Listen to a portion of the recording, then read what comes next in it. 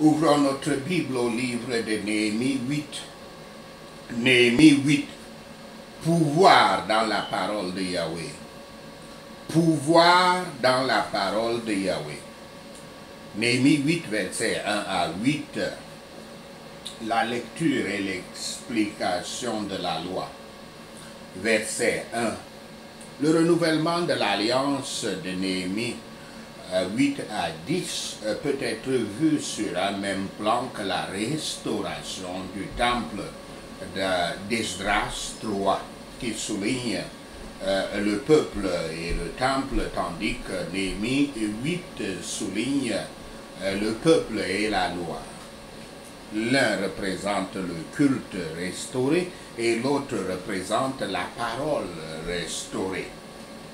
Bien qu'Esdras ait été à Jérusalem avant Néhémie, comme nous le voyons dans Esdras 7, versets 6 à 9, c'est la première mention de lui dans le livre de Néhémie, en plus d'être le scribe, c'est-à-dire l'écrivain, le copiste, celui qui fait les copies des Écritures, et aussi lui-même il écrit ses livres, comme Esdras, le livre d'Esdras et le livre de Néhémie.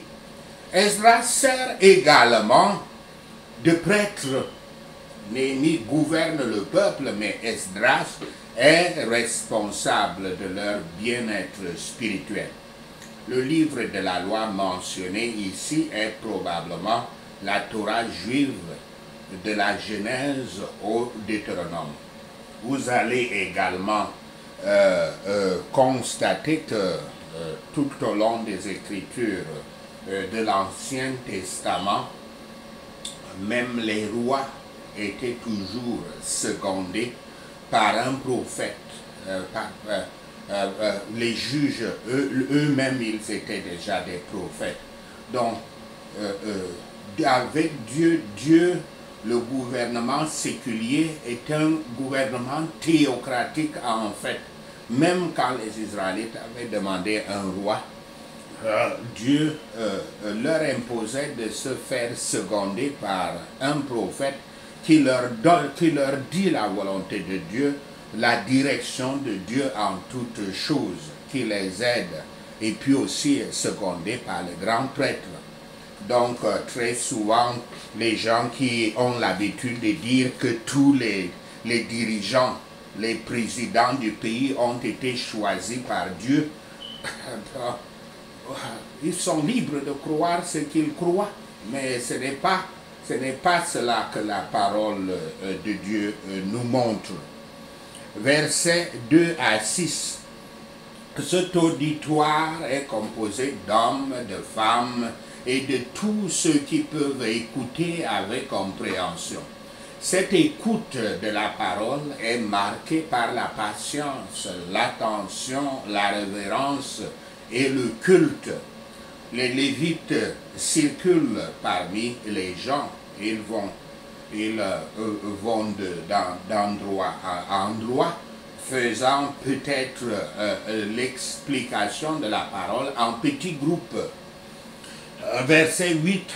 De nombreux interprètes ont discuté le participe méphora, le mot hébreu participe, le participe méphora, qui qualifie le verbe lire. Certains soutiennent que cela signifie traduire, d'autres soutiennent que cela signifie rendre distincte. Et comme un adverbe que cela signifie clairement. D'autres encore le prennent comme signifiant paragraphe par paragraphe. Le décomposant, c'est-à-dire décomposant un texte en morceaux gérables, c'est-à-dire le décomposer et expliquer la signification. Vous avez ici un exemple de comment les Écritures saintes sont traduites. C'est pour ça que c'est pour ça qu'il y a plusieurs traductions de la Bible. où vous verrez que des mots diffèrent d'une Bible à l'autre. C'est selon dans ce genre de traduction quand ceux qui traduisent tombent sur un mot original en hébreu comme méphora sur le texte original. L'intention dans tous les cas, c'est de clarifier la parole de Dieu, c'est-à-dire décomposer, expliquer la signification. C'est pour clarifier, le mot méphora, c'est pour dire, pour clarifier la parole de Dieu, pour mettre en évidence la perspective qu'elle contient et de rendre ses applications évidentes. Les sacrifices devraient être offerts non seulement à la porte du temple, mais prier et prêcher étaient et sont des services de piété, aussi bien accomplis dans un lieu que dans un autre. Les chefs de famille devraient amener leur famille au culte public de Yahweh. Les femmes et les enfants sont des âmes à sauver et doivent donc se familiariser avec la parole de Dieu et assister au moyen de la grâce. Les petits, à mesure qu'ils arrivent à raisonner, doivent être formés au culte de Yahweh. Les ministres, quand ils sont à la chair, devraient prendre leur Bible avec eux. Esdras le fit ici avec la Torah. De là, ils doivent aller chercher leur connaissance dans cette Bible. Ils doivent aller chercher leur connaissance dans la Torah, dans l'Ancien Testament, dans le Nouveau Testament. Selon cette règle, ils doivent parler et montrer qu'ils le font.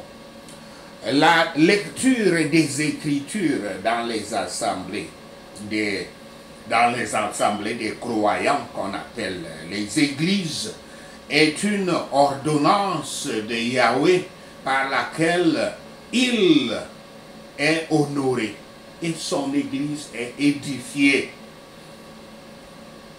Vous comprenez très bien. L'église, ce n'est pas les murs, mais les murs en béton ou en planche. C'est une assemblée des croyants. Et on bâtit l'église par l'écriture, par la lecture de l'écriture, par la connaissance qu'on apporte de l'écriture dans les esprits des croyants. Ceux qui entendent la parole devraient la comprendre. Sinon, elle est pour eux seulement un son vide de mots. Et il est donc exigé des enseignants des Écritures, les pasteurs, les évêques, les prêtres, et tous les noms qu'ils portent, dans tous les cas, les prédicateurs. Il est exigé donc qu'ils expliquent la parole de Dieu et en donnent le sens. La lecture est bonne et la prédication est bonne, mais exposer, présenter rend la lecture la mieux comprise et la prédication la plus convaincante. Il a plu à Yahweh dans presque tous les âges de l'Église de susciter non seulement ceux qui ont prêché, ceux qui prêchent l'Évangile, mais aussi ceux qui ont donné leur point de vue, ceux qui donnent leur point de vue sur la vérité divine écrite, ou qui le font même par écrit, comme Esdras ici.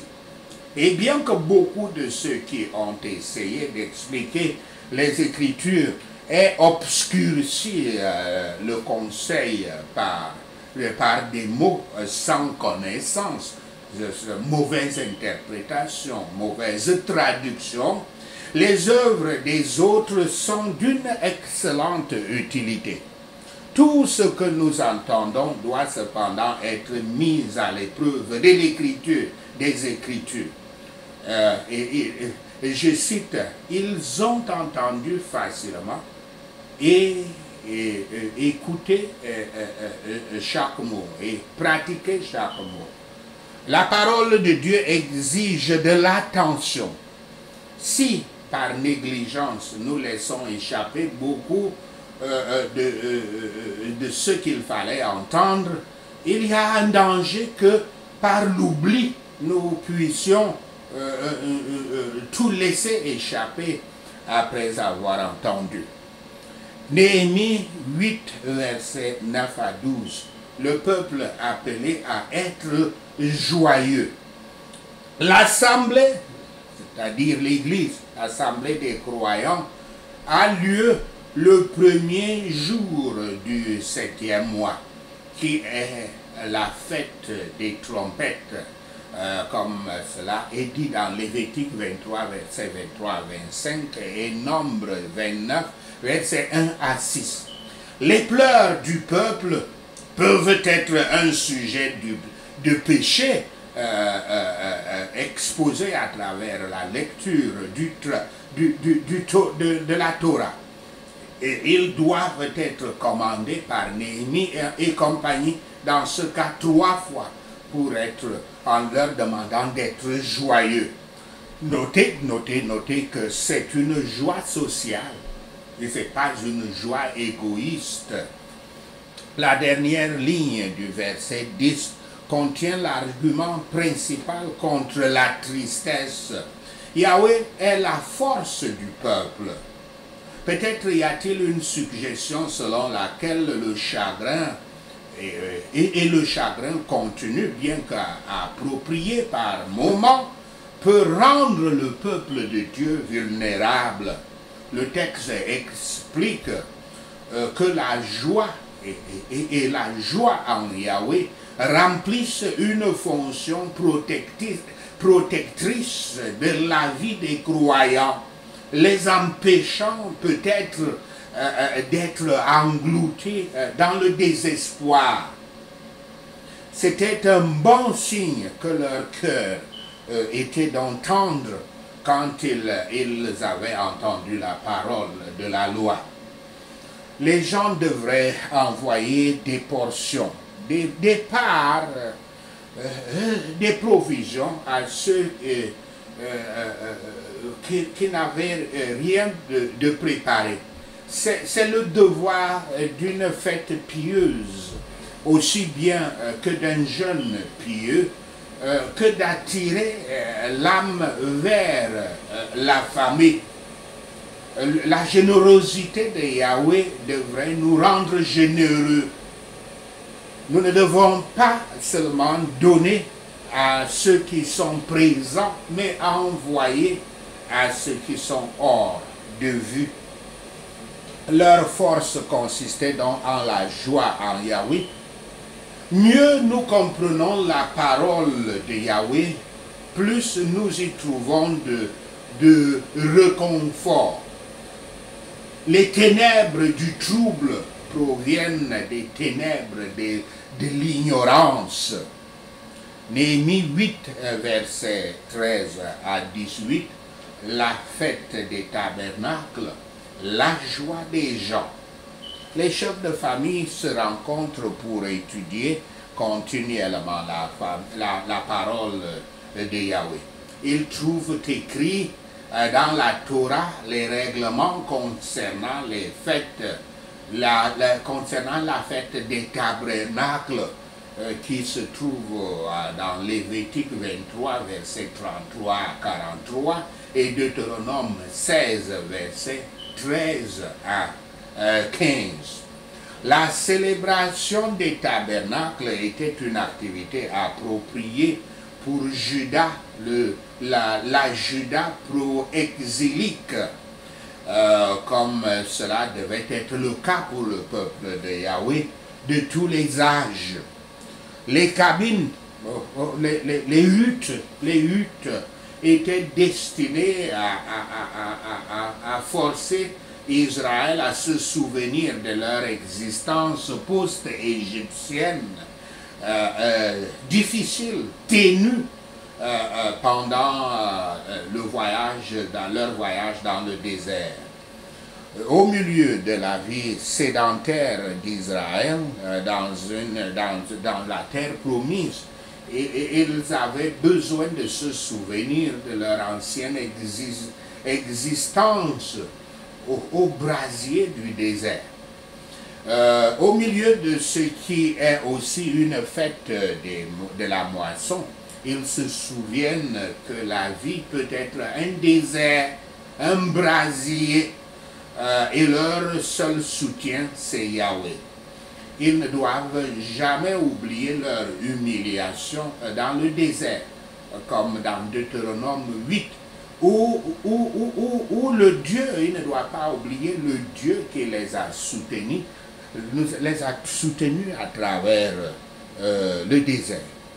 Ceux qui recherchent diligemment les Écritures, ceux qui étudient diligemment les Écritures, ils trouvent des choses écrites qu'ils ont oubliées.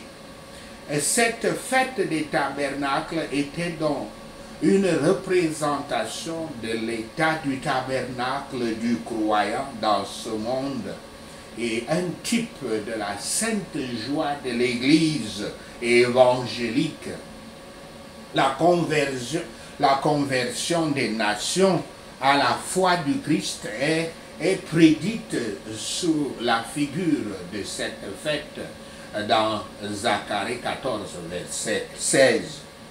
La vraie piété nous rendra étrangers et pèlerins sur cette terre.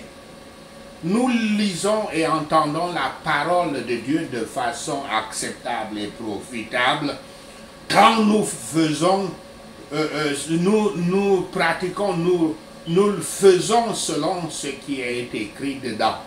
Quand ce qui semble être notre devoir est ressuscité après que cela ait été négligé.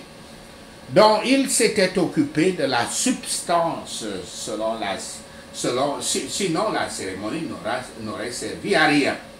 Donc, il l'avait fait se réjouissant de Yahweh et de sa bonté. Ce sont les moyens que l'Esprit de Dieu couronne avec succès, en faisant trembler le cœur du pécheur et en devenant humilié devant Yahweh. Mais ceux qui s'adonnent toujours au chagrin, même le chagrin pour le péché, sont des ennemis de leur propre croissance dans la sainteté et écartent d'eux-mêmes les consolations apportées par la parole et l'Esprit de Yahweh. Sachez ceci, et le Seigneur Yahweh vous bénira. Amen. Alléluia. Allons-y dans la section des points de prière. Prions notre Père Yahweh de faire de nous sa hache de bataille, car l'Écriture dit, alors, je cite, alors tu appelleras et Yahweh répondra. Tu crieras et il dira, me voici. Si tu éloignes du milieu de toi le joug, les gestes menaçants et les discours injurieux, fin de citation. Citation d'Ésaïe 58, verset 9. Prions. Père Yahweh, libère-moi des conséquences de toute malédiction au nom de Yahshua le Messie. Seigneur Yahweh, débranche ma vie de toutes les poches de pauvreté au nom de Yahshua le Messie. Père Yahweh, libère-moi des conséquences de l'idolâtrie au nom de Yahshua le Messie. Tout courant pervers présent dans mon lieu de naissance, Père Yahweh, sépare-moi d'eux au nom de Yahshua le Messie. Seigneur Yahweh, libère-moi des conséquences des maladies héréditaires au nom de Yahshua le Messie. Père Yahweh, Libère-moi des conséquences des péchés et des malheurs au nom de Yahshua le Messie. Christ mon Sauveur, libère-moi de toute chose négative qui est venue contre moi avant ma naissance au nom de Yahshua le Messie. Tout enterrement de sorcellerie programmé pour ma chute, je te frappe et je te détruis par le tonnerre de Yahweh au nom de Yahshua le Messie. Tout regroupement ou renfort des hommes forts de ma famille contre moi soit dispersé pour la destruction par le feu du Saint-Esprit au nom de Yahshua le Messie. Christ, mon Sauveur, fais-moi concentrer mes forces là où tu concentres tes forces au nom de Yahshua le Messie. Tout oiseau maléfique volant pour moi, reçois la flèche divine de feu et écrase-toi au nom de Yahshua le Messie. Toutes eaux amères, sortez de mon œuvre au nom de Yahshua le Messie. Toutes eaux amères, sortez de ma vie au nom de Yahshua le Messie. Mon nom, Zadasema, devient tonnerre, feu et éclair dans la langue de ceux qui t'appellent pour le mal au nom de Yahshua le Messie. Père Yahweh, allume le feu du réveil dans mon âme au nom de Yahshua le Messie. Vous, ces hommes forts, du côté de mon père, du côté de ma mère, du côté de ma belle famille, détruisez-vous les uns les autres au nom de Yahshua le Messie. Toute image de mon père ou de ma mère me poursuivant reçoit le feu et brûle en cendres au nom de Yahshua le Messie. Je rejette la rareté et la famine dans ma vie au nom de Yahshua le Messie. Mots répétés de ma famille, soyez détruits au nom de Yahshua le Messie. Père Yahweh, provoque une explosion de ta puissance dans mon œuvre au nom de Yahshua le Messie. Père Yahweh, transforme-moi en ta hache de combat et ton arme de guerre au nom de Yahshua le Messie. Toute montagne destructrice dressée contre moi, Père Yahweh, étends ta main, abat-les et brûle-les en cendres au nom de Yahshua le Messie. Père Yahweh, donne-moi la force de briser les nations au nom de Yahshua le Messie. El Shaddai, Yahweh, aide-moi à détruire les royaumes au nom de Yahshua le Messie. Père Yahweh, donne-moi la force de briser le chariot ou le cheval et son cavalier. Merci Seigneur, au nom de Yahshua le Messie, nous prions. Seigneur, nous te remercions pour ta parole de sagesse, ta parole d'enseignement, ta parole d'éclairage, ta parole de renforcement spirituel, d'élévation spirituelle, de croissance spirituelle. Seigneur, nous te remercions d'avoir entendu notre parole. Yahweh, merci pour tes réponses à nos prières. Seigneur, nous te rendons gloire, nous te louons, nous t'adorons. Au nom de Yahshua le Messie, nous prions. Amen.